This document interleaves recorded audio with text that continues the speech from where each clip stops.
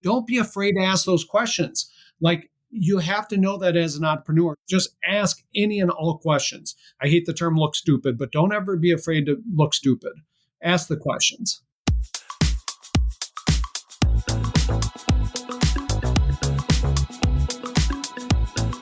Hey, it's the Profit Answer Man, Rocky Lalvani. If you're new to the podcast, check out my interview with Mike Michalowicz. It's episode number 2. If you want to hear about each chapter in the Profit First book, go back and listen to episodes 3 through 13. Episode 1 is the why and how. On the Profit Answer Man, we learn money mastery without all the complicated accounting mumbo-jumbo, using a simple system. Your accountant is busy documenting your transactions and creating a rearview mirror of what happened. My guess is you don't even look at the reports they sent you. If you're like most business owners, you struggle with this, and it's not your fault. We aren't taught money in school, and accountants aren't taught how to be profitable. The Profit First system created by Mike Michalowicz works, and he certified me to help you implement the system in your business. Remember, the new equation is sales minus profit equals expenses. Let's face it, without cash flow, you can't pay your employees, buy needed materials, or pay your mortgage and support your family. I help you to do that and more, so you can focus on the parts of the business you love and receive the rewards for your labor and investment into your business. The stronger you are as a business owner, the more jobs you create, the better we are as a country. Small business owners are the backbone of America, and for that, you deserve to be well rewarded. Just remember, more revenue does not equal more profit. That's why we focus on the bottom line. Today, we're going to chat about some misconceptions about cash and how much we should have. We have another guest who loves profit first and the idea of having plenty of cash to weather whatever storms we may face. And he loves to help owners like you to scale and grow and make more money while working less. Patrick Donohue started his entrepreneurial journey at the age of 4 with a lemonade stand. And then he invested in Coca-Cola at the age of 10. He is a Chartered Financial Analyst. He's a great investor, stock analyst, and valuable advisor to various entrepreneurial endeavors. He's the visionary founder of Hill Capital Corporation, a private investment fund supporting emerging growth companies. He brings a wealth of unique insights into the intricacies of finance and business dynamics. He serves on the board of Entrepreneurs Organization of Minnesota and the CFA Society of Minnesota. Let's meet Patrick and learn from him. Welcome to the Profit Answer Man, Patrick Donohue. It's great to have you join us today. Rocky, it's an absolute pleasure. I love what you do for small business owners. So pleasure to be here today. Thank you. And I'm looking forward to you sharing your wisdom. Can you share a little bit about yourself and your business? Sure. Well, a little bit about myself. I like to share the things that aren't easily out there on LinkedIn and so forth. But I grew up in a family of small business owners. And so I wasn't used to the term entrepreneur when I was a kid, but that's something that I've come to appreciate, that I grew up in a family of entrepreneurs. I think many people would call it even side hustles back in the day. I think about my grandparents and owning a drive-in theater and a lemonade stand and so forth. So that's where it all started. So got my start as a kid around entrepreneurs and started selling lemonade too when I was 5 years old. But that's really taken me into a career around finance. Started out with doing securities analysis on public companies, doing investment banking, so helping raise private and public capital, doing fairness and valuation opinions. And today I'm investing out of a fund that I founded called Hill Capital Corporation, and we're investing $500,000 to $1 million directly into founder-led entrepreneurial businesses. So I enjoy the topics that you speak readily about around making sure companies are growing profitably. So when you say you invest into, you're not buying the company, then No. you're doing capital investments in so that they can grow? Correct. Yes, we are putting money into a business to help them grow. So we talk about capital and community. So put the cash in their account, but we also have 50 plus ambassadors that are advisors to us, and more importantly, our portfolio companies that are there to help them and support them to grow. So, like, your work is really important in the work of Profit First, but helping them understand the things that they can do to build a profitable and a valuable business. It's a core part of who we are as Hill Capital Corporation. It's funny because I assume everyone wants to do that, but yet when you talk to business owners, that is not always at the top of the list or at the top of the things they take action on. Yes. We see it all the time. And the way we think about it, Rocky, is we like to make sure entrepreneurs have optionality so they can choose. And I know you've talked about this on several of your podcast episodes, but so they can choose whether they want to raise additional capital, sell the business, hand it over to the next generation. And that's a really key reason why profits and being profitable is very important. But entrepreneurs, of course, are whipsawed around quite a bit. They will hear of things at events, or they will think that, hey, I just need to go on this traditional path to raise a lot of money and, to get more eyeballs or users or whatever their key metric is. And some are more determined to build something that they can hand over to the next generation. And they might be a little more observant of why profits are important earlier on. But it's messy. It's very difficult for entrepreneurs in large part. But that's why your work is so important, Rocky. So how did you learn about Profit First? Yes, I learned about Profit First in large part, because of EO. I'm a member of Entrepreneurs Organization, and I'm the past president of EO Minnesota. We have about 176 members. And through their accelerator program, I had learned about Michael Michalowicz and Profit First. And it's been very important body of work for me and for a lot of companies that I know. What kind of results have you seen?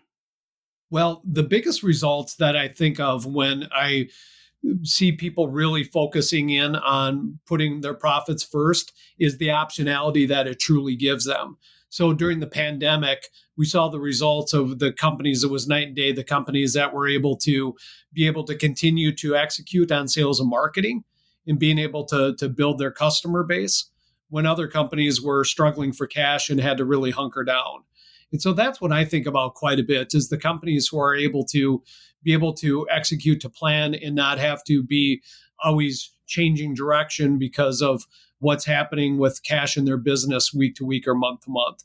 And that's what we're trying to do with Hill Capital, is helping companies, get to that point where they're not having to worry about cash. Because I love the concept of why it's so important to be able to put profits first, but then also making sure that you've got the capital allocated to be able to pay the things that are important to be able to run the business. So the buckets of money is an important concept.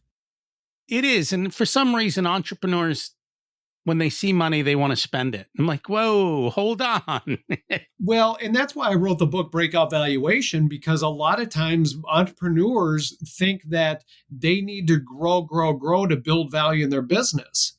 And they don't need to just focus on the top line revenue or user base or whatever. That's not some of the biggest value drivers. And so, yeah, but very much Wall Street and a lot of service providers convince entrepreneurs that they got to go big on the top line. So they convince them that they got to spend more to get bigger and bigger. And as you know, bigger is not always better. It is not. And every time somebody, talks about cash negatively, I just go, well, Warren Buffett right now, he's sitting on double what he was. He's at 277 billion in cash. I'm Yes, like, indeed. if Warren can do it, I can do it. Yeah, yes, very much so. And actually in the book, I quote Buffett and Munger a few times. But one of my favorite Berkshire stories is a lot of entrepreneurs are shocked to find out that even Warren Buffett and Berkshire Hathaway, sitting on that type of money, will issue bonds. So they'll raise additional money through the use of debt. And they do that because they can get money extremely cheap. even in today's economic environment, because they are one of the top rated companies in the world, and so they can borrow extremely cheaply.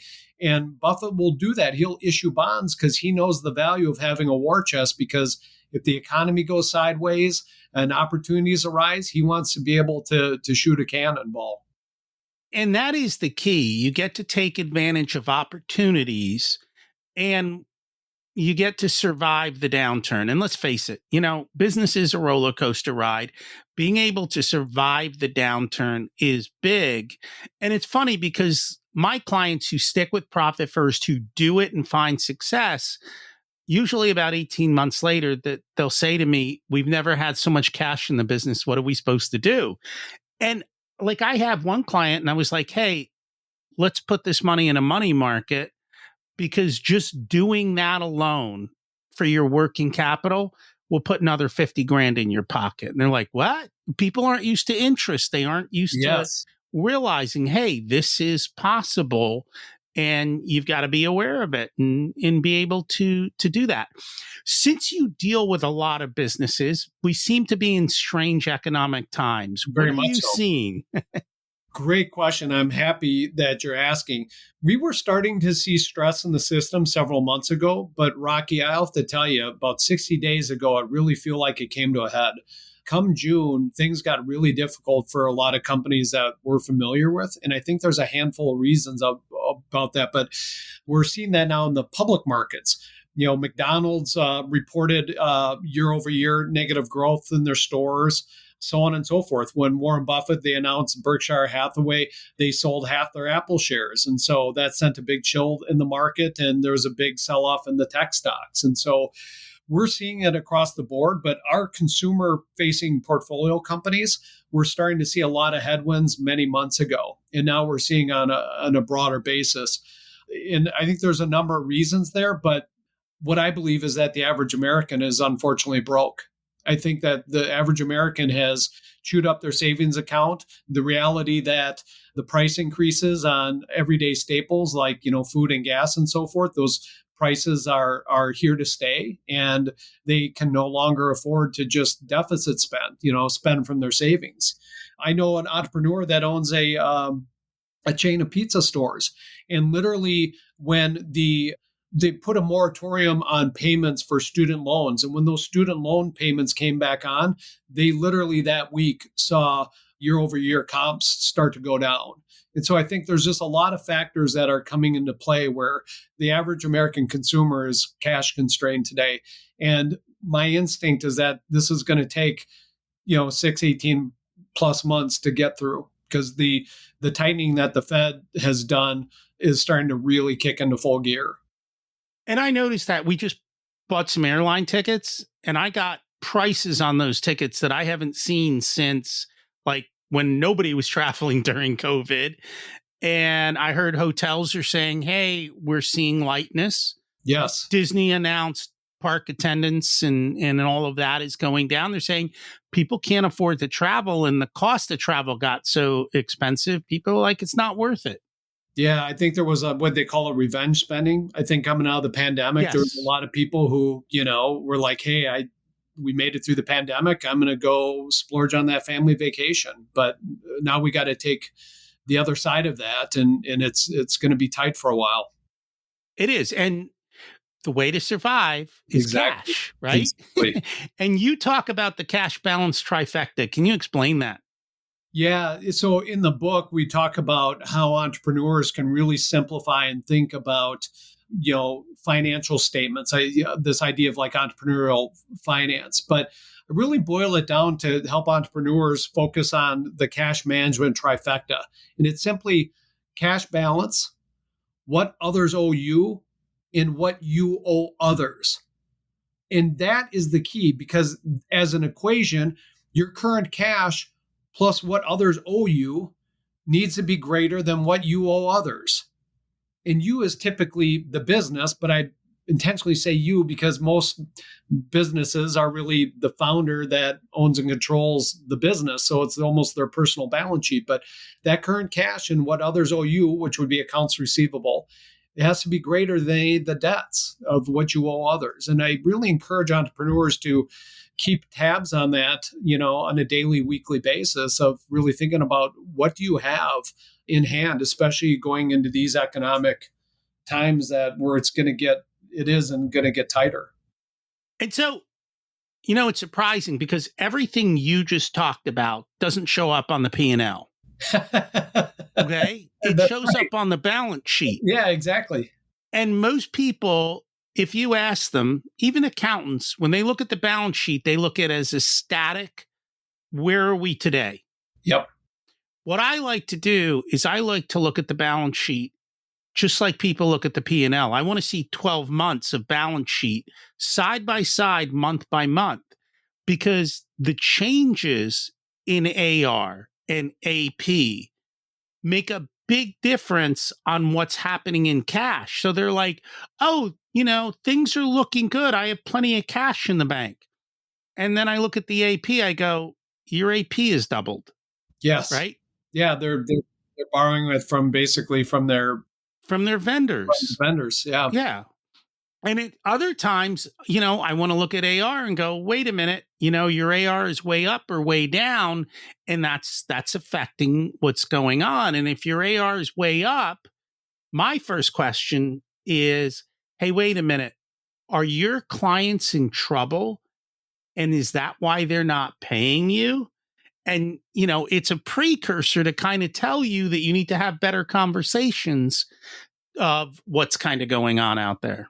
Yeah. And we're in our portfolio companies, we're seeing a mix right now. We've seen portfolio companies stretch out their AP quite a bit. We've seen a few companies have run into AR issues where people are slow paying. Especially we have some portfolio companies where they've got some of their client base is like startups or companies that are, actively raising, venture capital money.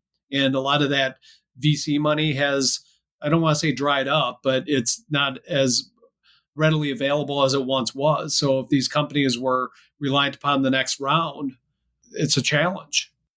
Not only that, I would say maybe it was 18 months ago, roughly, VCs started changing their attitude from spend for growth to when are you going to be profitable? Oh, yeah, very much so. And so they want to know too. They knew this day was coming. I mean, a lot of people did. They knew that, when the interest rates start increasing, there's only one thing that's going to happen. The economy is going to slow down. And that day is here. Yeah. And those who have cash will make it through. And that's why I love Profit First. You talked earlier about when COVID hit, there were a lot of people who were using Profit First who had 6, 12, 18 months of operating capital inside the business. Yes. And they were like, we'll survive. They didn't freak out like everybody else did out there. And it's funny because you talk about this in the book, and I knew it, but it's still shocking. Most small businesses have less than 15 days of cash. It's like, oh, yes. How do you sleep at night with only 2 weeks of cash? Yeah. And I think that was I think it was a study from one of the big banks like Chase where those numbers come from. And yeah, it's eye-opening, how the vast majority of businesses operate. And and that's why the work, that you do and the book Profit First, Michael Michalowicz, I mean, this work is so important, yet it's still amazing like how few people really know and embrace this. But it's very life-changing for those that utilize it. That it is. And then the other thing that you talk about, and I always talk about, is that growth takes cash. Very much so. And not only that, to make sure you have a cushion. And it seems like entrepreneurs don't like this concept of cushion. Maybe it's too soft for them. Well, what I've come to find is, and I mentioned this in the book, but they think that cushion is extremely expensive. And it can be. But they have to view this as I would say, a cheap insurance policy. That cushion serves a really important role on a balance sheet of a business. It's not a wasted resource. And that's the problem with a lot of entrepreneurs. They think it's a wasted resource. Like, Well, why would I be sitting on hundreds of thousands of dollars when I can buy more Google Face or Facebook ads or this, that, and the other thing? But they fail to really realize and appreciate how important that cash balance is as a truly an asset of the business. It is a big insurance policy that allows them to be able to execute and to execute when the timing is right. As Warren likes to say, and the reason he's got that cash is when the time is right, he's not going to hit a home run. He might not even hit a grand slam. He might hit a couple grand slams, one right after the other. And honestly, I think for most business owners, one grand slam and you're done for life. Well, exactly. That's exactly it. That I go to the Berkshire Hathaway annual meeting every year. And one of my favorite quotes that he's ever said. He always gets like young people get up, but like if you were me, how would you think about this? He goes, always remember, you only need to be right once. Your whole investing career, you just need to be right once. That's all it takes, and that's exactly it. You know, it's funny because, and I'm going to step back to AR and AP and business models. I have found very few people up front will sit down and look at their business model to figure out, can I turn this into a model that doesn't need cash for growth? And I'm not sure if it was, I forget which company it was. It might have even been Best Buy. These companies were able to get like 90 and 120-day terms. So they could open up a store with borrowed money, right? So they didn't need to actually have the cash to open the store. They'd fill the store and the vendors were paying for the store to get filled. And then only after they sold it, then they had the cash come in that they paid their bills. And because their cash conversion cycle, I'll call it negative. Negative. Yeah, they were able to grow super fast. Whereas most business owners are like, oh, if I can only sell to Costco, and their cash conversion cycle is positive 120, 180 days, meaning from the day you start spending money, it's like 180 days till you get money in the door. It's very difficult to grow with that type of business because you're always needing more capital for growth and you're always going to starve yourself every time you take that step up. Exactly right. And I think one of the case studies that I always think about is Dell Computer that probably still does, has a negative cash conversion cycle because they innovated in their space where they got consumers to buy the computer upfront on a credit card, and they had all that cash before they would technically have all the parts and assemble it, put the computer together, and send it out to the customer. And it's why Dell was, back in the heyday, was one of the best performing companies and stocks out there. And so that's where I think a lot about all of this in the term economic engine, and having entrepreneurs really work on optimizing the economic engine. And I think so very little time is spent on that. And that is a big component of driving value for entrepreneurs, where they can invest the time to work on their business and specifically optimizing the economic engine. Because you can even have a very straightforward, boring business like a coffee business, but you can do great things and be the next Starbucks if you really innovate the economic engine and how you get paid and how you execute that business plan. And literally that for every one of our clients, that's our basis of how we start. We figure out their business math, which is their economic engine, and we see how it works out. And we put it all to one simple spreadsheet, and you can play with each one of these parameters. Because then we can play what if games all day long. Well, what if we do this? And what if we do that? And what if this happens? And we even play with AR and AP to say, hey, if this changes, what does that look like? Where do we need to make investments? And I think too often business owners, it's the field of dreams, build it and they will come. And we're like, hey, wait a minute. You need to take steps, because as you grow a business, it's a step. In other words, add another piece of equipment, add another employee. If the revenue isn't there at that moment, then you're going on a negative step. And we try and help them to figure out, how do I scale up on profitable, positive steps the whole way instead of going through those cuts? Exactly. Yeah, not enough people are fully thinking through all the levers that they have to pull. And I know one of your recent guests, you were talking about literally, I think it might have been Danielle, you're talking about levers that people can pull. And that's super important because that's where companies will get themselves into trouble and it's not needed. So we had a portfolio company who they were always very reluctant to increase prices. They were absolutely convinced of the traditional model that you increase prices and then your volume drops and you're going to have more churn. And actually, Rocky, over your shoulder, you've got Poor Charlie's Almanac, one of my favorite books ever, a tribute to Charlie Munger and his wisdom. But there's a couple pages in that book where he talks about pricing strategies and why the traditional economic model around pricing is in large part incorrect. And so this portfolio company increased prices and had no churn. And a matter of fact, not only did they not have churn, but they started gaining more business.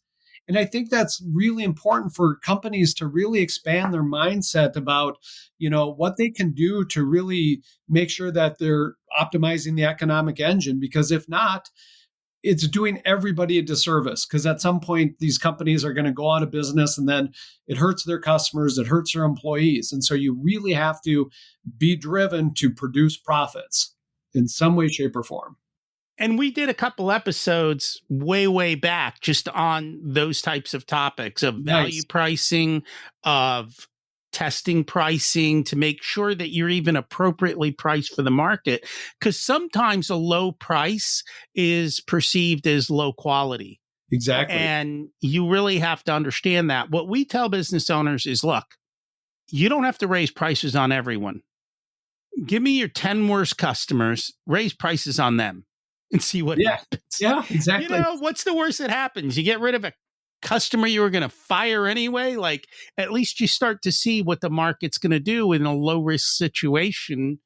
And it's one way of looking at that.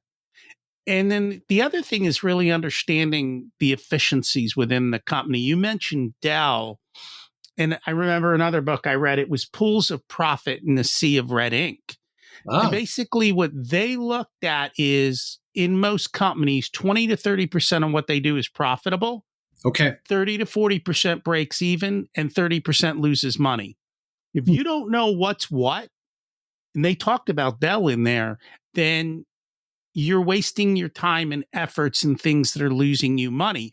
And they might be losing you money for a variety of reasons. They might be losing you money because of inventory costs. Yep. You don't see that on your P&L. You might see it on your balance sheet, but it doesn't, until you dig into the operations, you really don't get to see that. What they said with Dell is Dell switched to sell what we have.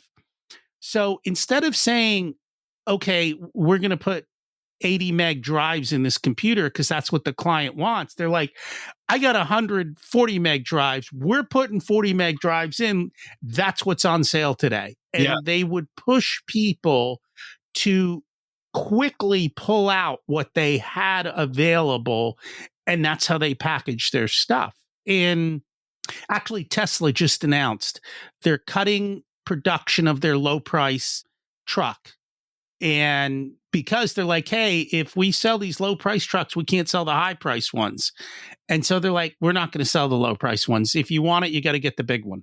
Okay. And so these are these things that they don't show up on the spreadsheets. Yeah, exactly.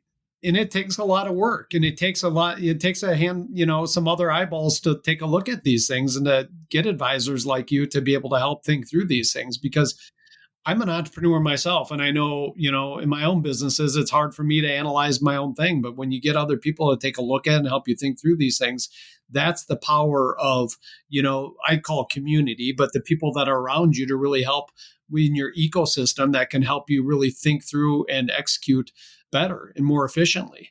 And that's what makes it all worth the effort, because otherwise entrepreneurship it's really difficult. And unfortunately, a lot of entrepreneurs are making it way more difficult than it really needs to be. And frankly, that's dangerous.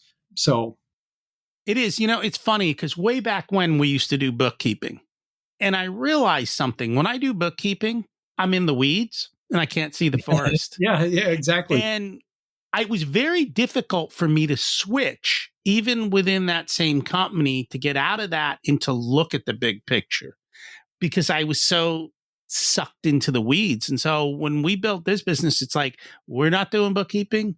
We're not doing we're staying way up here and let someone else get into the weeds because it's going to suck me in and it's going to prevent me from seeing the bigger vision. Yes. Yeah. And speaking of vision, I mean, that's where I think one of the biggest value drivers for all businesses and entrepreneurs is that vision. And that's where Profit First dovetails nicely into this. But when a entrepreneur really has to lead with the vision because they're the ones that, organize the company and they're going somewhere. But the more they can stay big picture and help people understand where they're going and why they're going there, then they can really get the help along the way to make sure that they've got the resources, namely capital, to be able to execute.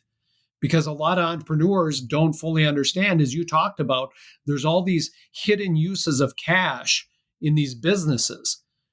AP, inventory, just general working capital, AR, all these things, CapEx, it all adds up. And the average entrepreneur, you had Kyle on your show and he talked about it's like 95% of people hated their math class. And that's absolutely right. Like people don't want to have to think about this and entrepreneurs shouldn't. But if they can articulate the vision and get some help along the way to make sure they can think about these things, they can remove the minefields that are in business because these things are knowable, but it takes some work to get there. And that's why I'm a big fan of EOS. Yes. And what Gino talks about with, hey, you're the visionary, go find an implementer for you or bring in an integrator to help set up your systems so you can work on that. And their job is to take your vision and put it into reality so that it actually comes to fruition. And then I just sit there and put the math to it all, make it happen. Yeah, and that's the way I think about it. And that's why I wrote this book is to help entrepreneurs know enough to be dangerous. You do have to know, the terms and so forth so you don't get snookered because I'm so sick of seeing entrepreneurs being taken advantage of when some highfalutin advisor comes in and wings around terms like EBITDA. Most entrepreneurs shouldn't even know what EBITDA is. It was a made up term back in the day. But, now everybody's convinced that they need to drive more EBITDA. But at the end of the day, it's a confusing acronym. And what entrepreneurs need to know is they just need to generate more cash, free cash flow. That's what matters. And that's the thing at the end of the day.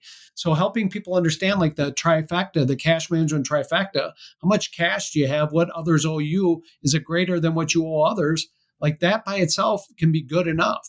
But you can get in the weeds of the details if you can make sure that you've got some basic knowledge to make sure you don't get taken advantage of and make sure that you can ask questions of essence. And so I always think of in our portfolio, we invested in a company, Mercury Mosaics. They made beautiful custom handmade tiles. They Lululemon, like the stores and the Whitney Museum in New York, they've got beautiful installations. But Mercedes has done a beautiful job of just like asking questions. Like she will not take anything for granted. She will ask the questions, and that's what's super important. But unfortunately, a lot of people feel like if they're dealing with advisors or investors or investment bankers, that they have to look sophisticated. And that's where it gets extremely dangerous because they're too afraid to say, what do you mean by EBITDA and free cash flow and da, da, da? And it's like, don't be afraid to ask those questions. Like, you have to know that as an entrepreneur. So if you take one nugget away from our conversation today, as an entrepreneur listening to this, just ask any and all questions. Don't ever be afraid to, I hate the term look stupid, but don't ever be afraid to look stupid. Ask the questions. So we all know what Warren Buffett has to say about EBITDA. Yeah. Well, even better, Charlie Munger. Yeah. Yeah. They mock that number. But here's the reality of it. When Buffett and Munger look at a company, they're reading the footnotes in the annual report. Yeah. Because the reality of the situation is, if you ask a good accountant how much is 2 plus 2, they'll ask how much do you want it to be. I can do anything you want with EBITDA. Yep. I can make all kinds of games happen. and we can play with it. We can take stuff off of the P&L and throw it on the balance sheet, or, Enron and those places would take it off the balance sheet and pretend it didn't even exist They were by masters playing in another financial game. engineering. Yeah. Yeah. There's all kinds of ways you can do financial engineering. And on top of that, everyone has a different definition. Yes. So instead of looking or feeling like you're looking stupid, go, hey, everyone's got a different definition of that. What's yours? Yeah. Put it back at them. I love it. Put it back at them. Yep. Explain it to me. How do you come up with this number? Yeah. Why do you do it that way? I love it, Rocky. I'm going to borrow you got to push back. Yep. Very much so. Yeah, because more often than not, you know more than they do, but they make you feel like you don't. Well, and that's why a lot of Wall Street has made a lot of money on the backs of small businesses by that sheer fact alone. And that's why I feel like a lot of my life's work, doing podcasts like this, writing the book, investing in businesses, but just to raise awareness to help entrepreneurs level the playing field. And that's kind of the key. If people would like to learn more about you, your services, your company, what's the best way for them to do that? Yeah, I love to connect with entrepreneurs, so reach out to me directly. My email is patrick@hillcapitalcorp.com. So it's our website, hillcapitalcorp.com. So patrick@hillcapitalcorp. And then I'm on LinkedIn and so forth. So if you want to connect with me, I just ask that, put a note that you heard me on the Profit Answer Man podcast, and happy to connect with people on social media as well. And thank you for sharing. We'll put some of that into the show notes for you. Excellent. I appreciate it. How much cash do you think you should have to sleep at night? Like a baby. I say 3 months is a minimum. 6 months is great. Or you could have a lifetime like Warren Buffett. In case you didn't know, I love large cash reserves. And when the time is right, we can deploy those to earn better returns in a variety of ways outside the business, or to lend to the business in times of trouble or growth. Let's face it, you don't need more resources. You need to be more resourceful with the cash you have. Remember to focus on the bottom line. If you'd like for us to be a part of your profitability journey, we have different programs available ranging from do-it-yourself to one-on-one coaching. Our course, The Profit Blueprint, teaches you everything you need to know to transform your profitability. There are 3 different tiers ranging from DIY to done with you so that businesses of all sizes can get the support that's best. Join the waitlist in the show notes to get more information and be a part of the next cohort. If you want a done-for-you service, you can hire us as your chief profitability officers. We only work with a handful of clients, so they all get our full attention. We work with business owners who have or are growing to $500,000 to $10 million in revenue. You can use the scheduling link in the show notes to get on our calendar for a good fit conversation to see if we're the right people to support you and how we can help you. Remember to check out my other podcast, Richer Soul, where we talk about how to live the ultimate life and be the best business owner you can be. As we close out, let's repeat the mantra. Revenue is vanity, profit is sanity, and cash is king. Have an abundant and profitable week.